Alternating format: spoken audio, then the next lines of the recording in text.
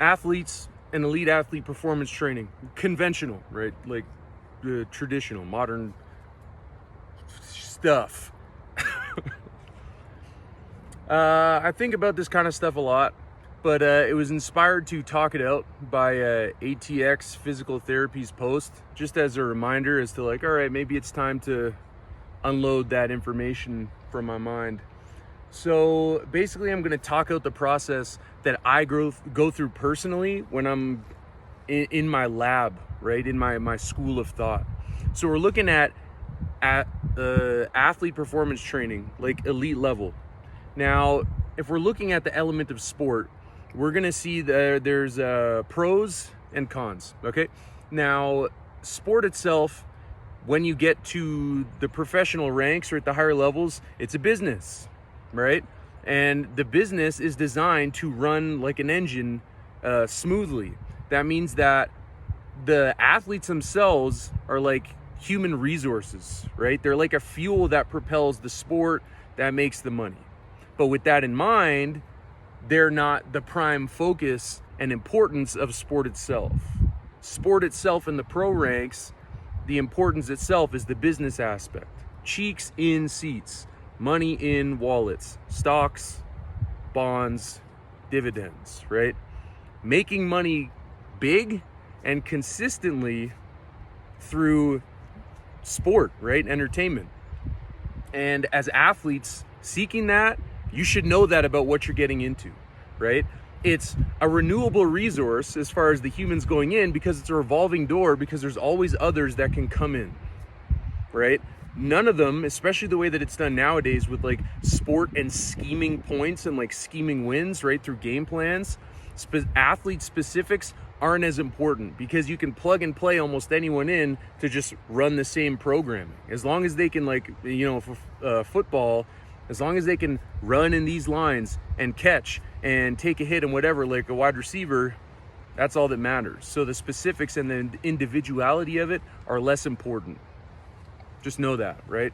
Now, the positives of sport are it could take someone that they have like a meager existence financially, whatever else, and it basically gives them a platform to sell themselves, to sell their product, right? So they go out, they do their job, now they have their personal life where they have a personal message. And a lot of times it's being ambassador of the sport that is giving them a platform, or there's other things that they add along to it, right? Like, I'm living this lifestyle, I'm selling this product, I'm, you know, stuff like that, right? And it gives a platform, right? It's kind of like being a gladiator in many ways. It takes someone who maybe they're saying the same message, and then now you put them on a bigger platform, you get some mass appeal, and then you have more of an opportunity to fuel that jet, whatever it is, right? So that's basically the trade-off. The business people know that they're giving that opportunity, therefore they also know they're holding most of the chips. So as far as athletes are concerned, you always got to bite that same log that's right here jiggling my video. Shit. Dogs. So then with that in mind, the training around the sport is focused on making this engine run efficiently.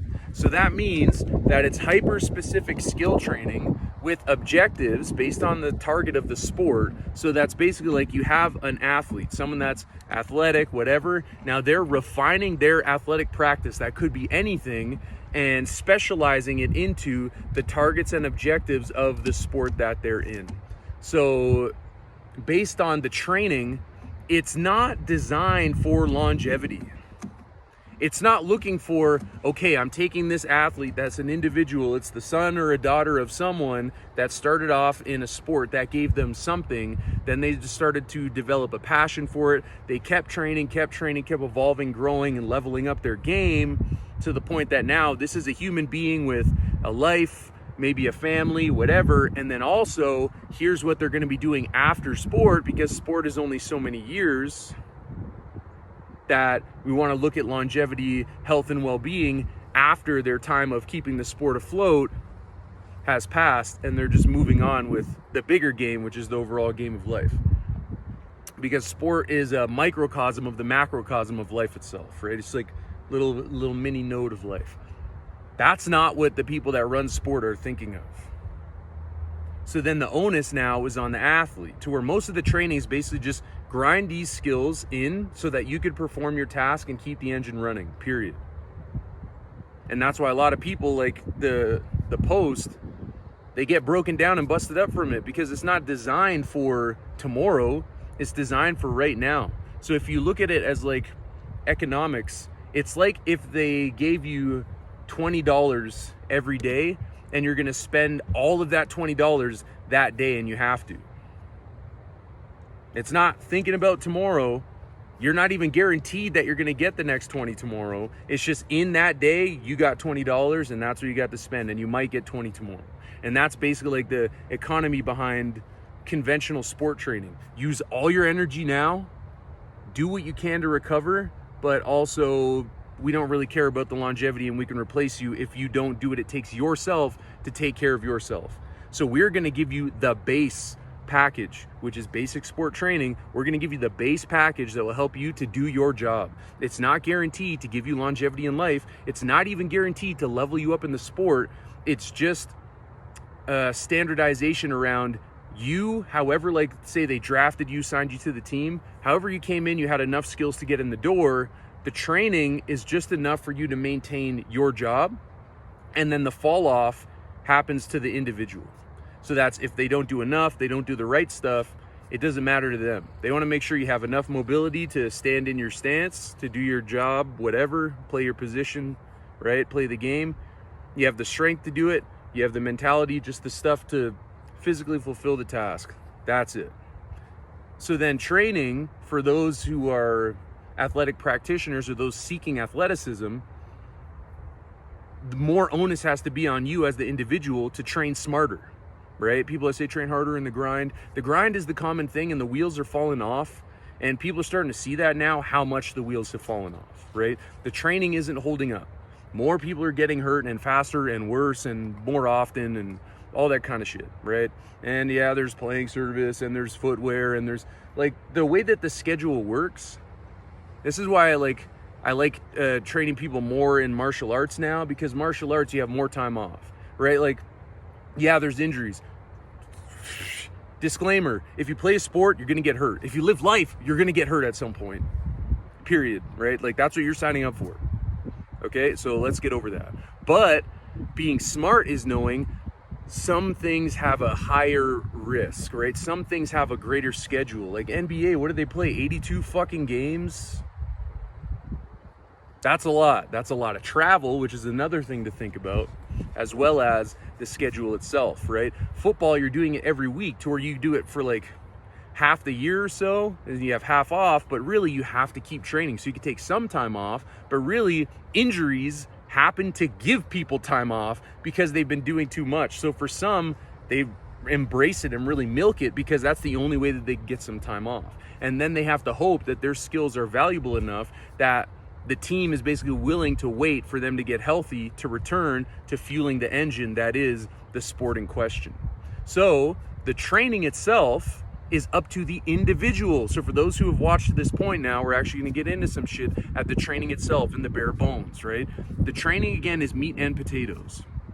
There's a lot of gaps and a lot of voids because it's targeted to the sport itself. So it's like honing in all your focus and energy like this, which is fantastic when you're firing an arrow, right? It's fantastic to learning the skill and getting the game down, but the realities of the requirements of the human being is different, so that you're going to have what? Rear view mirrors and blind spots, and you're going to have gap fillers and things to do, because you're a human being that's designed to live life and have adaptive skill sets and basically survive and thrive. So putting a human that has all these different needs and desires and like genetic requirements to be healthy into something that basically says, let's shut a lot of that percentage out and focus you into the sport, it creates a disparity in the training, and it's not honoring the individual in the sport to where it can, right? That's the thing, is that sport doesn't need to be in control. We fucking made sports. We made training. So it's weird. It's kind of like swearing. It's like we made swear words and then we banned it. Or like, make it that someone's got to fucking bleep it out on a TV show. We made those words, right? People are kind of silly. So we made the sport, and then people are acting like the sport is bigger than them. but we keep it afloat. If there's no humans, there's no people to fill the fucking stadium. If there's no humans, there's no sport to be invented or played. So then we can alter the schedule to better suit our human needs, and that we could still get sport to be a healthy artistic platform of expression for us, as well as competition, because sport builds a lot of beautiful things, but we don't need to let it own us, and we have to work with it, or have sport work for us, but not us just working for sport itself. We can change our training.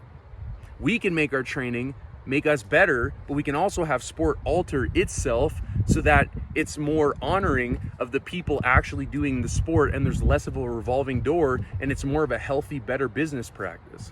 The better you take care of your workers, the better work they do for you.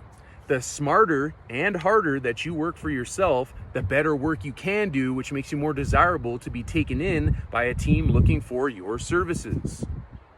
So then, if you imagine what we're doing here, it's like you have this building and the humans come in and then they come out better and ready for the workforce, ready for society, right? Ready for life, by putting you through a training gauntlet that's going to give you the skills that you need, so that when you want to specialize, you're specializing in your sport, but you have that holistic skill set so that you're looking after your longevity.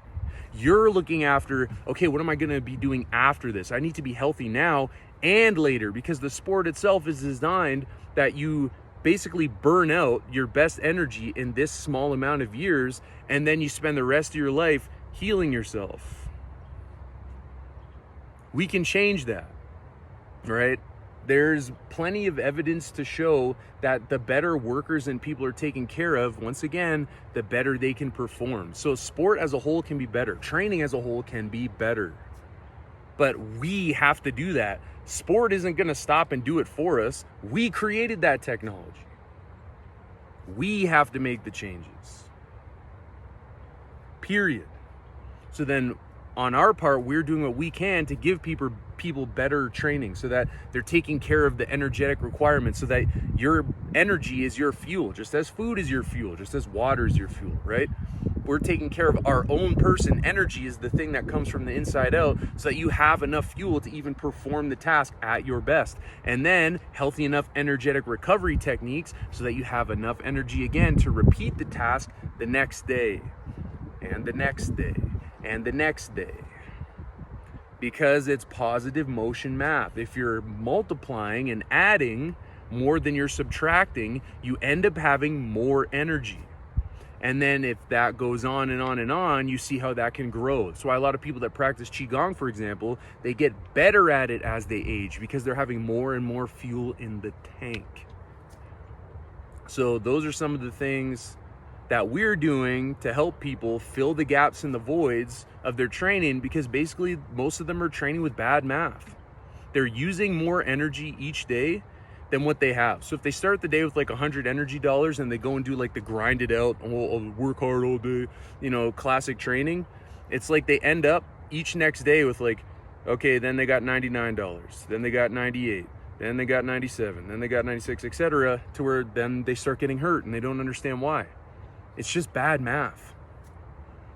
They're doing too much energetically. They're training too much, too intense all the time, imbalanced, so that they're just ending up with less and less and less and less. And then it speeds up the aging process, so that someone that gets into athletics and maybe they turn pro and they're like 20, 21, whatever, and by the time that they're done and say they're 30, their body's like 70, because what? They aged. They blew all their energy dollars with bad training modality.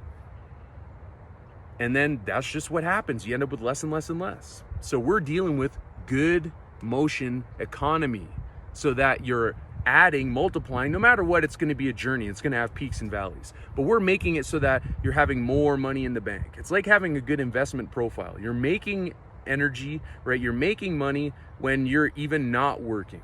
You're doing better things so that you have more fuel and better fuel in the tank to help prepare you, but also propel you in your craft, that you have the healthy modality of being able to start your practice, maintain your practice, propel your practice. That means level up and upgrade. And then you have the health, recovery and recharging elements to maintain and sustain it, so that you can keep doing it and keep growing.